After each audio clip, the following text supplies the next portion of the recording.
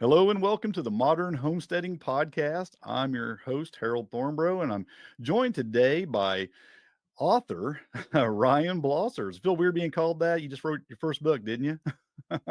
It does feel pretty weird, uh, and and and expected at the same time. Yeah. Yeah, Well, and you I guys certainly put some work into it because I'm going to just tell you, I just finished it really. yesterday.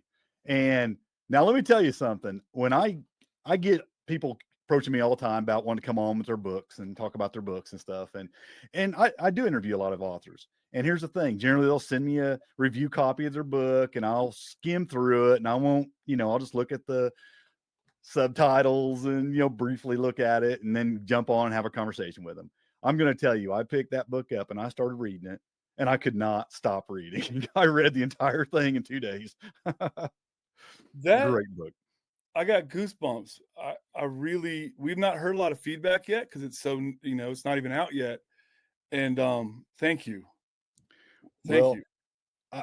I read a lot of permaculture books. I probably got them all. And what I expected when I got the email saying we wrote a permaculture book. Okay, generally what that entails is, a little bit of how to. It's more of a technical thing, laying it out there.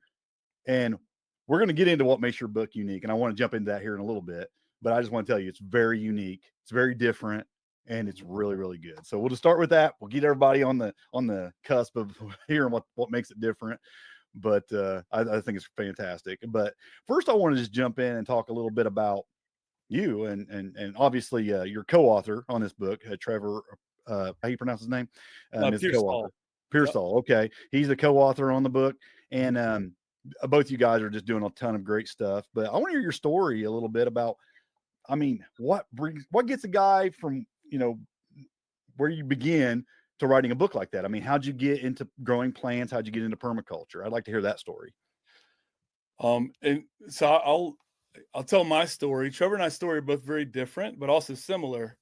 Um, My story started out in a basketball gym here in a little town called Waynesboro, Virginia. I'm actually in the house I grew up in. It's a suburban house where we ordered pizza and you know and lived that typical suburban lifestyle. And I never went outside. And I ended up getting a scholarship and playing Division I basketball. Oh, And um, realized that dream was not. I was proud of myself because I accomplished it, but realizing it was not what I wanted when I got there, and that's a longer story.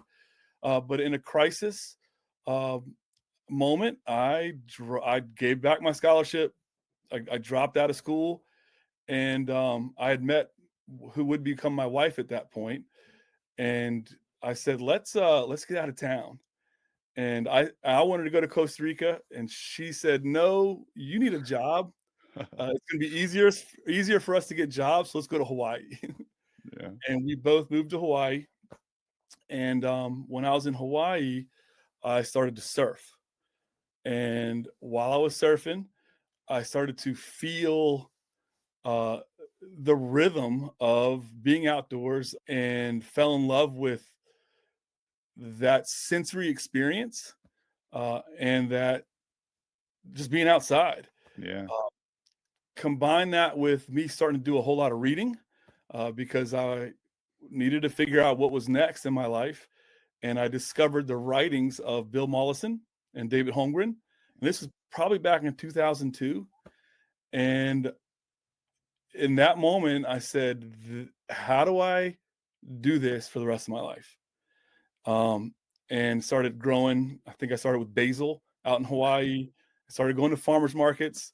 And when we got pregnant, it Hawaii is very expensive. We Mhm. decided, we really miss everyone back home. We really love our hometowns. They're small and land is cheap compared to where we were. So let's move Mhm. home and uh, see if we can make a go at this.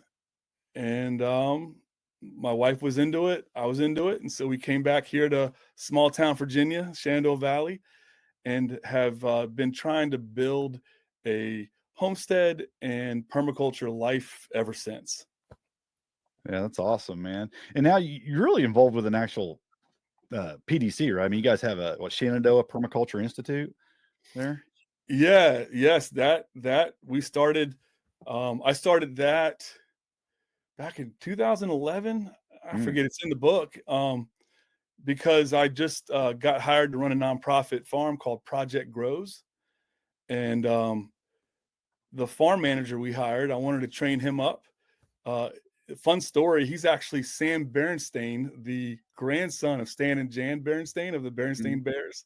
Oh yeah, really? Wow. Yes. So I was like, man, we got to get Sam trained up, and we are looking for courses, and there were no courses around at that time. And a good friend of mine, a naturopathic physician named Dr. Ted Butchart, in conversation with him, just said, "Let's do our own course." And that was a long time ago, and I wasn't real confident at that time, but I was like, "All right, let's do it." And we've learned a lot. I think 20 courses later, we've learned a lot since, and built a pretty robust community and network Mhm. of alumni. And really, I tell everybody, the yield of Shenandoah permaculture for me personally is friendships. Um, we've got an extensive network of friends and colleagues that it's pretty amazing, Yeah. what the organization has done for us. Oh, that's cool. Now you're running, so you have a farm too that's kind of separate from that. You're running, right? Mhm. What kind of things are you doing there? Well, so that's a man. That's I actually I had a transition 2 years ago. So I was market farming for years, Mm, called at a farm called Dancing Star Farm, and we hit a really rough patch, and I got flooded out. The good news is it didn't hurt our ability to grow for our family, for ourselves, yeah. but it hurt our ability to scale up for market. I lost my certified organic status because of my neighbor land flooded into mine, which was not my Oh, neighbor's fault. Um, it was just one of those years. I think we averaged 36 inches of rain a year, and that year was 83 on my site. It was, yeah, it was hard to something I couldn't have even designed for, planned for. yeah. Um, and the pivot for me ended up landing me in the coolest job on the planet. So I now run a farm called Waynesboro Education Farm, Mm, which is a farm that serves and is funded by the public school system of Waynesboro City Schools. And really? my job is to integrate the pre-K through 12 curriculum onto the farm. So the students come out and learn math, science, social studies, you name it, actually on the farm while we're growing a ton of vegetables, and they're getting to eat the vegetables, and we're teaching them how to cook. So it's a pretty innovative program. I feel really lucky to be part of it. Yeah, that sounds amazing. Yeah, that's cool. Yeah, I love that. So you've been farming, you're really into permaculture, you're running this Shenandoah Permaculture Institute, you got a lot going on. What made you say, there's just something missing in permaculture books? Let's write one. Oh, I want to. I don't want to be careful because I look up to so many of the permaculture books, Yep. and I so for years, like the Ben Fawkes, the Peter Baines, all of them. I'm just like, man, how do I do what these guys do? They're Yeah. my heroes, and they are my heroes. The Penny Livingston Stark. It just the list goes on, and I what was missing for Trevor and I was story. Hmm. And so there was a little bit of story in those books. I think the one that got the one that did it for me the most in terms of story might have been Paradise Lot. I was getting ready to say it. I was getting ready to say it for you. When I was reading your book, I was thinking the only other book I've seen that really approaches this, it takes this approach towards permaculture is Paradise Lot, where you really just build a little bit of a biography around Yeah. what they're doing, and what the plants. But you guys took it a step further, which we'll get into. Well, I found that compelling how they did that, and it was really clever because Hmm. you saw not just how they were designing their site, but how they were designing their life. Yeah. And it operationalized permaculture for me in a really nice way. Um, and we got some of that personality. And so for me, I'm also trained as a child and family therapist and have spent a lot of work with people and am very compelled by when people show up with their authentic selves, even if Mhm. it's a little vulnerable.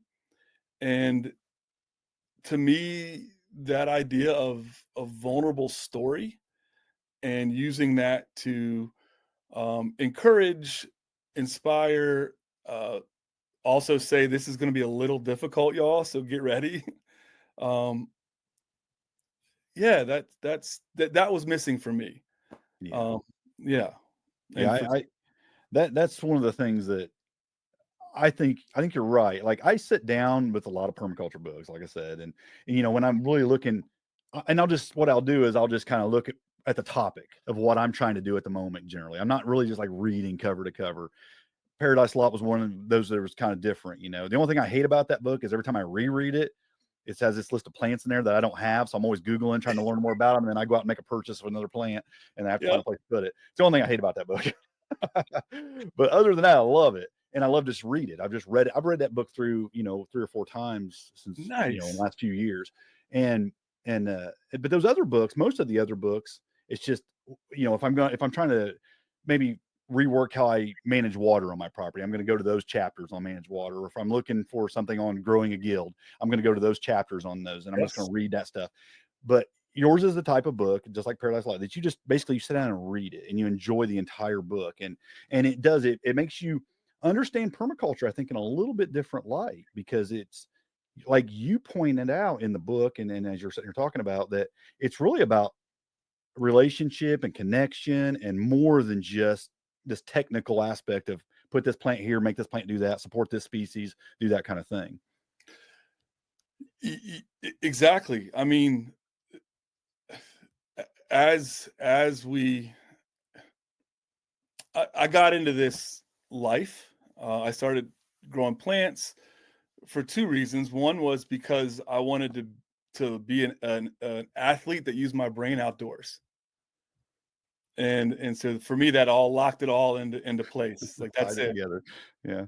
The second reason was a real I don't know. I don't want to use the word fear. A real concern and worry about the future of my community, of my friends, of my family, um, and the potential for transitioning to a world where we're going to have to be able to have all these skills, growing food Mhm. and hunting um, and the imperative by Mollison to take responsibility for yourself and your family and do it now. I took very seriously and still do. Yeah. And and for me, and it could be, and for Trevor, um, it could be my lens of being being trained as a mental health counselor. I still think it works that you can hunt, you can grow food, but at the end of the day, if you are not creating healthy, strong relationships with your community, you're just not resilient, Yeah. and and that takes a lot of work. Yeah, it's probably the thing that I'm the worst at. I'll be honest. I mean, if I was gonna be honest, it's the thing I admire the most when I see people doing it well, and I always think, okay, how do I implement more of that into my life? Because I'm a guy just likes to go out there, do the work, get it done, put it on my plate, and eat it. It's kind of about that. But I see the advantage to that. I see how important that is, and I want to do better at that. So that's why I really appreciate learning Yeah, from folks that are doing it so well. yeah. I Yeah, mean, and it's hard. It's messy. can I mean, be for sure. Yeah. I got a good friend who likes to say, "Peopling ain't easy."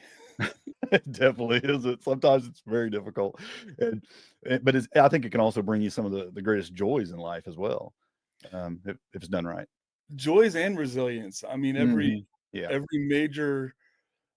I feel really lucky. Life, and there's some of these stories in the book. Life will bring you to your knees. yeah, Um, and you know, it's the community around us that that is the reason why me and my family are okay. Yeah. And so as much as I do take responsibility for myself and my family because of my relationships to my community, my friends. Um, it makes me aware of the limits to what I can do. Hmm. Um, but it also gives me a sense of security because Trevor or Emily or I mean, a million people in the SPI network we're gonna take care of each other in those moments when life brings us to our knees. Yeah, for sure. Yeah, that's important. I don't think we've even mentioned the title of this book yet. Mulberries in the Rain is the title. And I want to start with that even. Let's when we're talking about the actual book. That's a unique title. Where'd that come from? It is. We're talking about with our editor, Kaylee at New Society, who through our work with her, I really appreciated her work. Um, by the way, we thought about self-publishing a lot, but after working with editors, I never want to self-publish because they do so much good work. Yeah. um, the I didn't want a permaculture. I didn't want permaculture in the title. Mm, Um, we went back and forth because it on the one hand it's a niche that people are going to really if they're like me they're going to buy every permaculture book because that's what I do, yeah, yeah. That's and me. so you have that audience already there. On the other hand, I didn't want it so narrow because I think the book may reach other audiences as well, and that's our hope. Hmm. um, and there was a in reading the book because of the stories there was a poetic nature to it. And we wanted to capture that in the title. And our editor came up with, well, this story is really Trevor's story about eating mulberries in the rain and that aha moment Yeah. of urban foraging, wild mulberries was such a beautiful image, and it captured what we're trying to do with the book really well. That that ended up being the title, and immediately when it was proposed, we just said yes. The downside is people now think that we're going to talk about mulberries for 200 pages, which we're not. But It, I'll tell you, I kind of had two reactions to the title when it was first sent to me, and I looked at it and I went, one thing I kind of liked it because I was like, well, mulberries, anybody that's listened to this podcast for very long, I've talked a lot about mulberries because mulberries were very formative for me as a kid because I grew up wandering around eating mulberries on my grandparents' property. And it just brought back, just like you guys had memories attached to certain plants, mulberries. It's like my grandparents, their house, their little homestead, and all the things they were doing. And I would just gorge myself on mulberries and come in almost sick and couldn't hardly, my grandma would send me out to hey, get me some mulberries. We're going to make a pie. Of course, I'd bring in, only about a third of what I actually ate. I was pigging out on them. Come in, my face would be all purple, and she knew, and she just laughed. And and it just brought back memories for me just seeing the title. But then uh, my other reaction was, this has something to do with permaculture because I was told it was a permaculture book, and I was like, okay, let's see where it goes. So it kind of threw me off a little bit at the same time. I love that you shared that connection you have with mulberries, and again that image, right, Yeah, of the purple face and grandma instead of scolding, just laughing and making the pie yeah, anyway. That's hearing the opportunity to hear these stories because this is how we connect. yeah, And and one of the things we talk about, we find in our courses is there's a lot of now in permaculture, there's a lot of, and this is a good thing, but it's also a hard thing. There's a lot of ideological diversity, hmm, and how our courses and how we connect are through stories like that.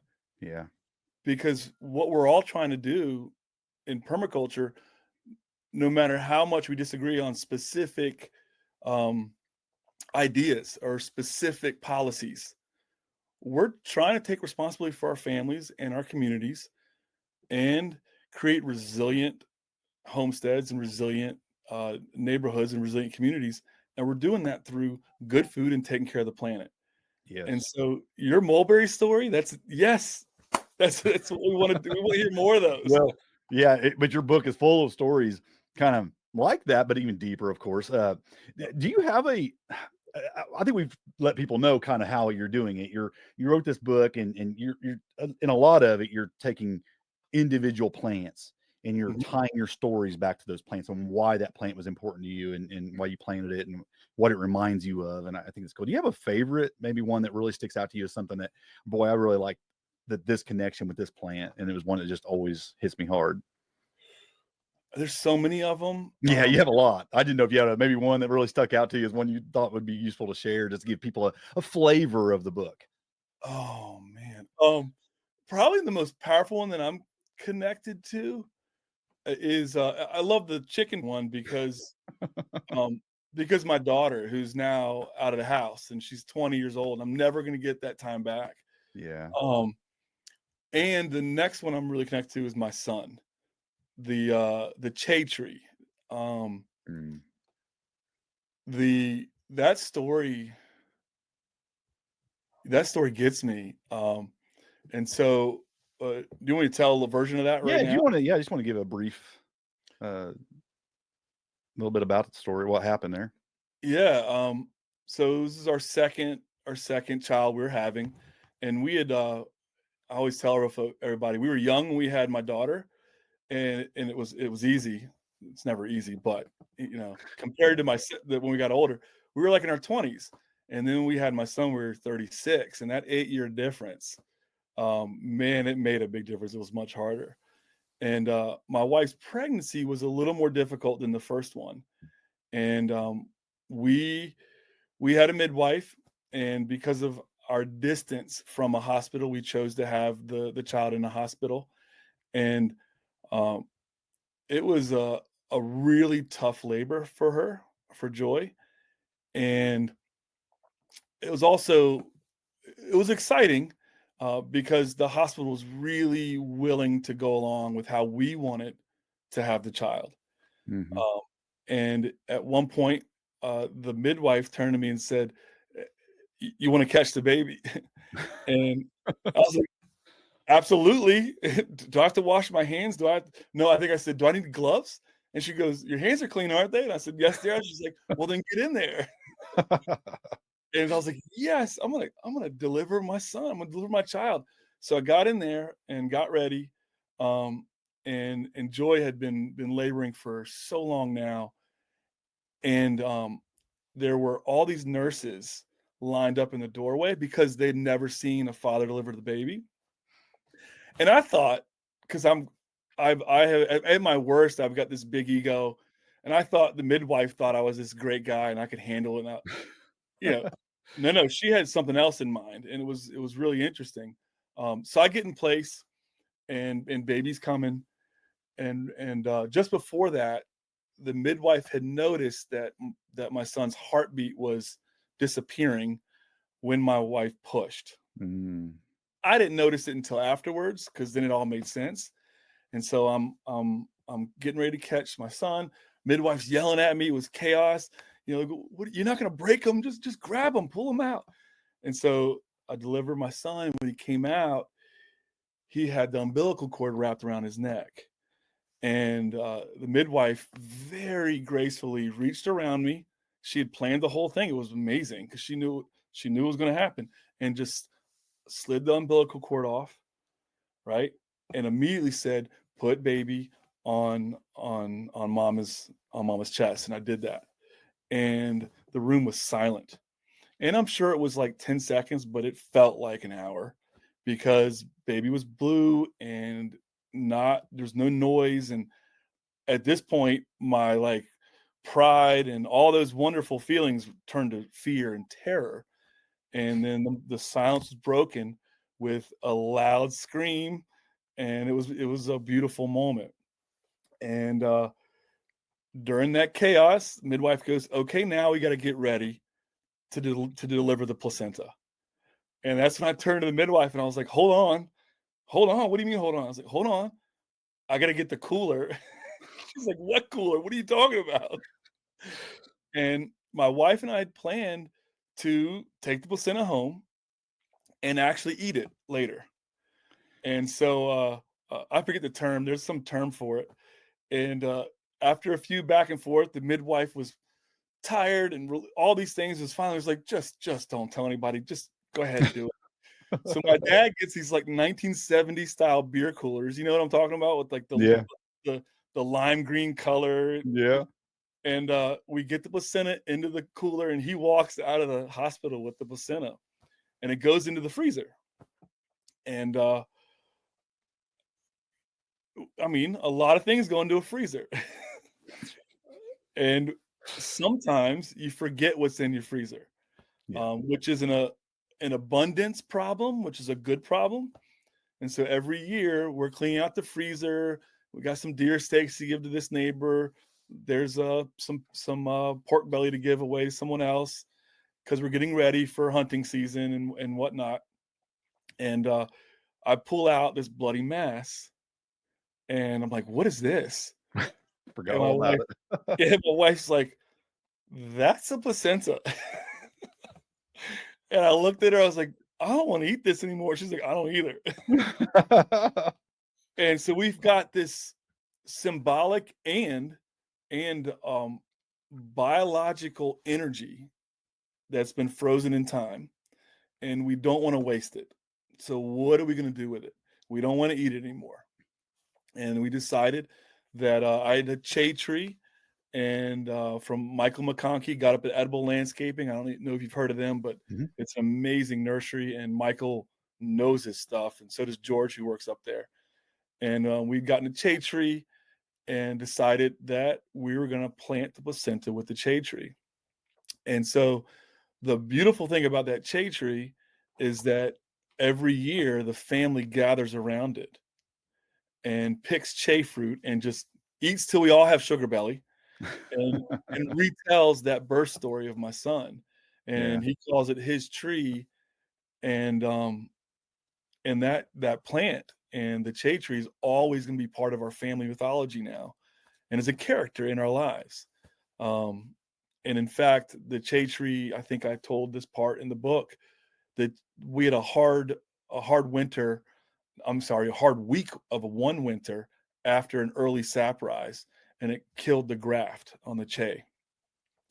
And the good news, the good news is it gave me the opportunity to teach my son how to field graft, Yeah. and that field graft is taken, and so now we're gonna have Chays again. That's Uh, cool. Well, I've never had any desire to eat, placenta, and I feel like I'm almost happy that you had a moment of clarity and decided not to eat it. But um, but anyway, I think that's a great story, and again, it's so representative of the book itself. Not mhm, everything is just like that. There's a lot of different kinds of stories in there, but mhm, this relation to these plants, one story at a time, and I think that yeah, it's a great example of it, and I think that's and I started thinking about that, after I read the book, um, I started thinking about connections I had with plants. It made me think about the connections I have with some of my plants, stories behind some of them. And I thought that's really cool. It's a good way to really recognize what you have and not just be a plant, but a mhm. something that you can build a memory around. And I Yes. really, I really think that's cool. What, because I mean, we wrote this book to hear other people's stories, and you've already told a mulberry one. Yeah, the mulberry is a huge one for me, and I've told that story before, because I've got and so it was one of the first things I put on my property was Oh, mulberry because of that, and yeah, it was one of them things that was I had to have it. When I first started planting trees, like, well, it's got to be a mulberry. It's got to be a mulberry. I mean, it's like I grew up with mulberry trees. Of course, there's apples, and I think about plants like comfrey. And then one of the first things I came, as far as like when I first got into permaculture, like I was homesteading. I started homesteading, but I didn't really know what permaculture was. yeah. But when I first started looking into permaculture, I started learning about chop and drop and improving my soil and doing all these things. Comfrey was it was a major player, right? Everybody talks about comfrey. So I bring in comfrey and I start growing comfrey. And it was one of the first things I really started propagating from a root. So all the Yes. knowledge I gained from any kind of a root propagation or doing chop and drop and fertilizing with other plants, having these living mulch and then starting feeding my livestock with it and stuff. And it was just like it all started with comfrey, and Yeah. it was something that made a huge impact on my property. And And it's so easy, right? Yeah, and it's the easiest thing you could possibly do. I mean, there's nothing easier than comfrey. Yeah, I always feel guilty selling. I'm like, I don't want to sell Yeah, this. I do the Dig same it thing. I'm up. getting ready to start selling some, and it's like basically you sell. It's there's no return customer on comfrey because once they got one, they got 100. Yeah, and the only way I don't feel guilty selling stuff like that to customers is they're because they're just like me. Yeah, yeah. I appreciate the fact that I had somebody I could get my first batch off of, and then I could go from there. It's like Yeah, elderberry too. I started growing elderberry the same way. I bought 3 elderberries, and now I've got them all over my property, and then I sell the cuttings to people, and it's like you don't get a return customer on that either because again, you take the yep, cuttings and plant all you want, and it's great. I mean, that's yeah, what I love about permaculture. It's like you really get to understand your plants and how to multiply them, how to work with them into your landscape, and what to do with them, and you can take one plant and make 100 out of it real easy. And I love that. But yeah, it just started making me think about the stories as well. And there's so much. And even taking a step further with animals and whatnot, I have stories with animals, and it started with rabbits and then quail, and a lot of stories. But then it just reminded me growing up too. We had hogs, and I remember some crazy stories with hogs, and things, just things that just these events on a farm and in life and on a homestead that just it brings back memories when you think about that particular thing, and yeah. just a Oh lot of yeah, a lot of things. I'm a convert to this life. I grew up in suburbia playing basketball. Actually, my early years were not quite that. But I can go deep into that at another point. But I'm reminded of my own first experience with a hog, Yeah, and I didn't know that they can get out so easily. Uh, if they want out, yeah. and I'm a big dude. I'm 6'4", 250 pounds. You know, I'm pretty confident in my body's ability to wrangle and handle big things. But pigs are different. Yeah, they are strong. I think I had like I think that this pig was about, I don't know how remember how old it was, a couple months old, had climbed a fence and gotten out. Hmm. And I think the pig might have been 100 pounds, which seems small. But I had gotten, I remember I jumped on the pig because it was really fast. Curly, we named the pig Curly. And and I had him wrapped around, and I couldn't figure out how to get him off the ground, and he slipped off, and when he slipped out, I grabbed onto one of his hooves, and this pig, this 100-pound pig, is dragging my giant body across the yard, and then the squeal, it's so loud, he's already screaming, and it felt like chaos was going on at the farm, Oh and yeah. my daughter comes running out, my wife comes running out, and they're just watching, and I think I eventually was able to get the pig back and get him up, and I had to throw the pig over the fence, and that poor pig had a rough day too. Um, but man, yeah, e there's never a boring day when you're No. trying to grow food for your family. No, and like I said, it builds memories, it builds a connection that I mean, all of life does that. But when you can really tie it back into your homestead and what you appreciate about plants and permaculture and stuff, it helps you so much more appreciate it, I Yeah. think. Yeah, for sure. And I'll be honest, when I hear folks, permaculture people start talking about relationships and social permaculture and all these things, sometimes it makes me a little nervous because I'm always like, okay, where are we going to go with this? I do get a little bit like, okay, because I'm more of a practical guy. I'm like, Yeah. I want to just make things function. But like I said, and the way you guys really tie it in, I is so appreciated that. It's really good stuff. Thank you. Because then we don't I always joke about it being squishy, but we don't want it to be woo-woo. It's No, concrete stuff. It's yeah. real stuff. I mean, eating placenta is a little bit woo woo, but other than that, it wasn't too It's very woo-woo. So, yeah, I am yeah, definitely had a big hippie phase. Yeah, definitely. You must have been in a hippie phase for that. And I know people have done that. I would never consider it, but I know people that are. So I'm not gonna sit here and just like knock anybody that's ever done it or considers it or whatever. But yeah. Again, and that's another thing you were talking about diversity or how diverse permaculture is and how everybody's kind of approaching it a little bit differently. And I think that is a good thing. Mhm. But I also think it's the very thing that many people in permaculture don't have any tolerance for. If you're not doing it like I'm doing it, I don't want to have anything to do with your way. And then we all divide because of that. And Yeah. and that to me is a problem. I don't like that. It's like, why can't we agree on the things we agree on? And that's fine. You don't have to do it just like the person next to you is doing it. Yeah. And I think that's important. I think that we could accomplish a lot more as a society and even as a community if we would work more like that and not have to be just exactly like, the other people next to us. Yeah, I don't want to be exactly like, and at the same time, diversity for diversity's sake doesn't work. We know that because of permaculture, or not Yeah. because of it. That's something that we learn in permaculture, is that you just start throwing diversity into your system, it's not going to work. Yeah. The Got to key is read. that you have to make connections, Yeah. right? So if there's a kind of a mandate in my mind around diversity, is always connect, Yeah. always seek to connect. And I love that. And so yeah, I love that thought. And we need to make room for each other, um Yeah.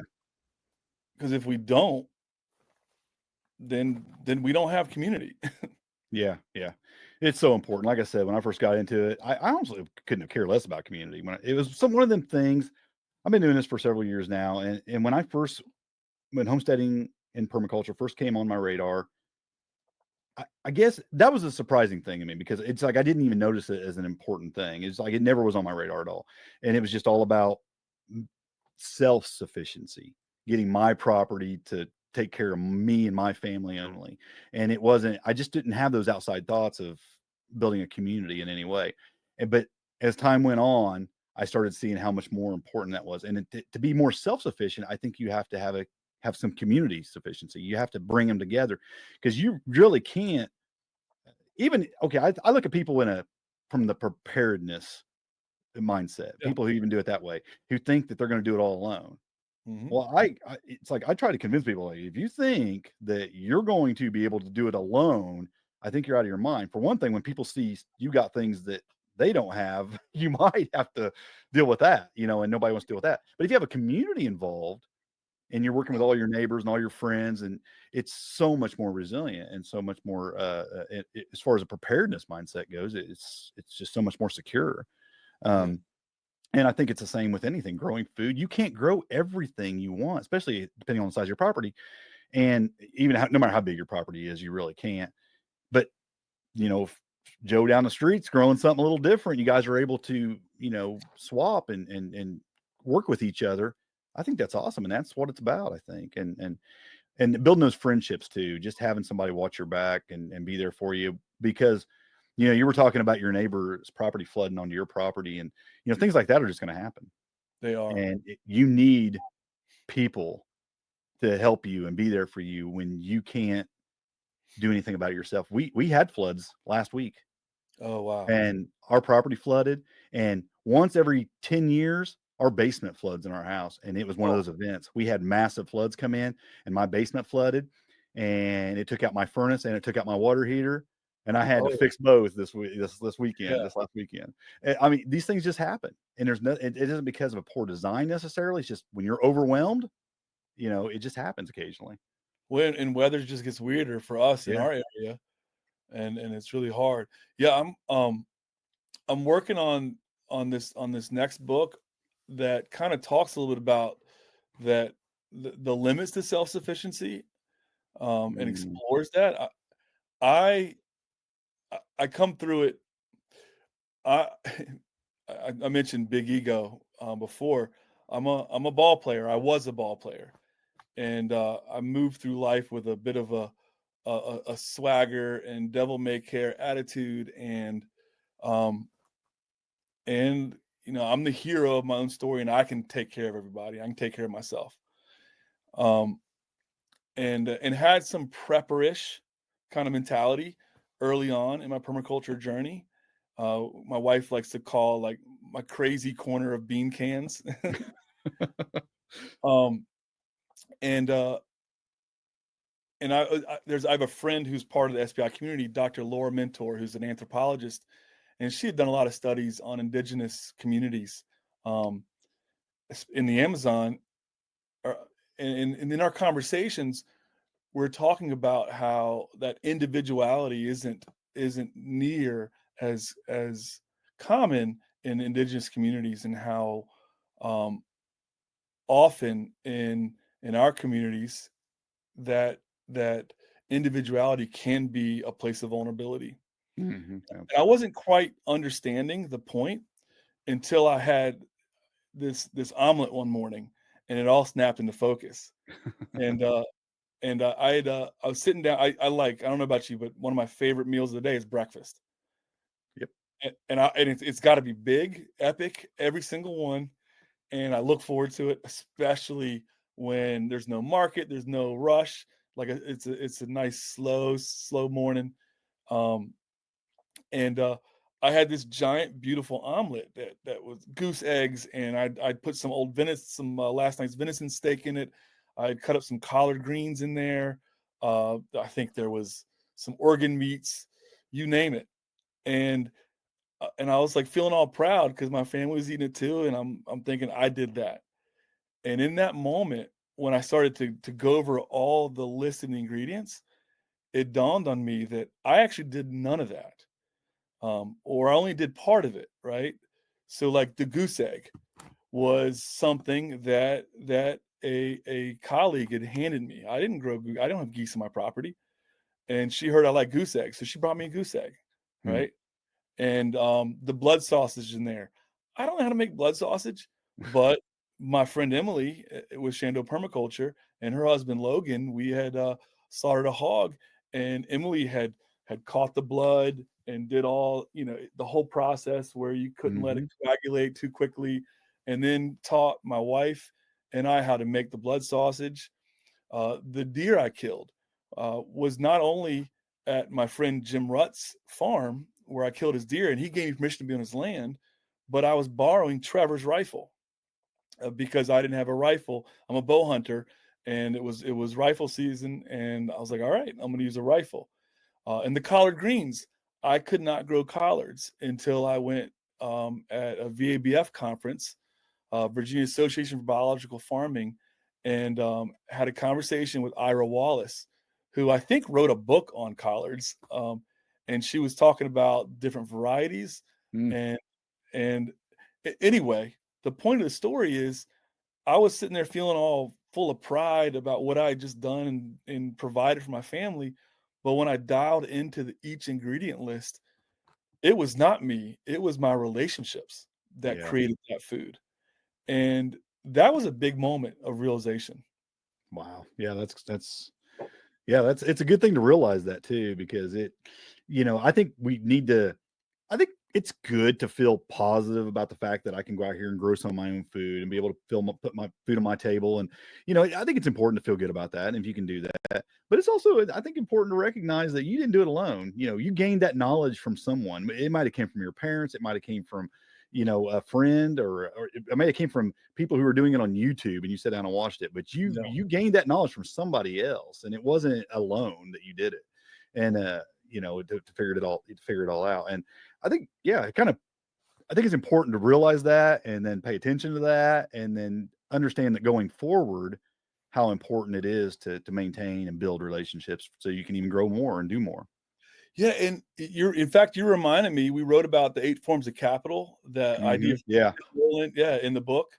Um, and you reminded me of, it is good to feel good, that competency, and I know how to do all these skills. It's also really valuable. Yeah. And so like that experiential capital and Mhm. living capital, all that's capital that makes you valuable to your community. And yeah, Yeah. Yeah. The community aspect isn't about you just receiving from others. It's about you being able to bless others with what you have as well, your knowledge, your wisdom, your skills. Yeah. So it goes both ways. So to be confident in those and be able to do certain things, that's a benefit to the other people in the community from you. Yeah, yeah. absolutely. That's great stuff, man. Well, I guess we should wrap it up here and tell people about the book. Official release date, I think, is May 5th. I think. I thought I May read that somewhere. May 5th or May 6th. Something like that, but you can pre-order it Yes. at New Society Publishers website. I'll have links for that, or on Amazon. I've seen it was on Mhm. Amazon to pre-order as well. And it's titled Mulberries in the Rain. And it's great. Like I said, I can't give you props enough. I rarely read a book about permaculture that it's a sit down and read book. And this Yeah. is, folks need to pick this up. It's an absolute sit down, read through it, enjoy the stories, enjoy the connections, relate it back to your own life, your own homestead, and how you're going to connect with your plants and how your plants are connecting with each other. And it'll give you a lot to think about, but you'll just enjoy the stories too. That's what one of the things I just loved about it, just sitting and listening, just reading these stories and really just yeah, good books like, it's hard to find a good book like that where you just enjoy the read, and I Okay, really enjoyed it. I really appreciate that because it's what we wanted. We wanted it to be real Yeah. and to start or to be part of a conversation. And we want to hear other people's stories. I appreciate you sharing about I'm gonna take away from this conversation the purple face and the I smiling grandma and Yeah, I think what she said to me one time, she goes, "You're gonna have a bellyache." She yes, just sugar okay. belly's real. Yep, yep, I am, and it happened all the time. I have another mulberry story. I remember one of the worst injuries I ever had as a kid was with a hatchet. And I Oh, was chopping down a little mulberry tree, and I was sitting down on my knees chopping it at the base, and I was wow. only like 8 or 9. I wasn't even supposed to have the hatchet. I was out in my grandma's lot and at the back with this little hatchet, and I'm chopping at the base of this, and I slipped and it went right into my knee and Oh, just sliced the whole front of my knee. Yeah, that was a whole thing too that I'll always be a memory in mind. I still got a nice big scar on my knee from that when I was a kid, and it was around a mulberry tree as well. So mulberries have been a big part of my life. that's awesome. That's great. That's great. So, well, yeah, I'm going to really encourage folks to get your book. And like I said, check you out. I'll have the links for Shenandoah Permaculture Institute. I'll have the links for the book and anything else you'd like me to put in there. But man, it was just great meeting you. I really, again, enjoyed the book, enjoyed meeting you and talking with you and hearing your stories. And it sounds like you're doing some great work locally, and now you're expanding, and so people can really benefit from that worldwide with your book. I appreciate everything, and yeah, I appreciate the kind words because we haven't heard a lot of feedback yet. So it's Well, good you to hear. deserve it. You deserve it. Good job on that. And with that, folks, happy homesteading. God bless, and we'll catch you next week.